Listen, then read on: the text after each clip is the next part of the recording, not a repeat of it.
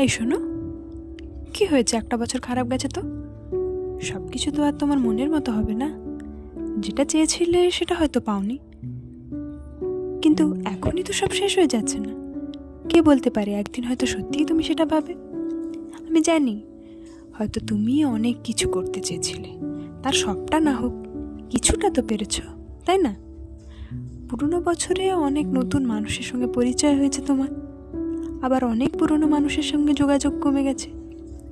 কেউ কেউ হয়তো ভুল বুঝেছে, আবার কেউ কেউ তো পাশেও থেকেছে। কিছু মানুষ হয়তো আবার মনও ভেঙেছে, কিন্তু কি হয়েছে তাতে? আরে, এত কিছুর পরেও তো তুমি হেরে যাওনি, দাঁতে দাঁত চেপে লড়াই করে গেছো। তাহলে কেন মনে হচ্ছে যে কিচ্ছু পাওনি?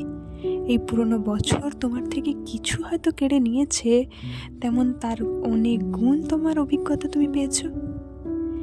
এই যে মনের জোরটা তৈরি করেছো নতুন বছরের জন্য, দেখো, এটাই তোমার নতুন বছরের সমস্ত ইচ্ছে পূরণ করবে।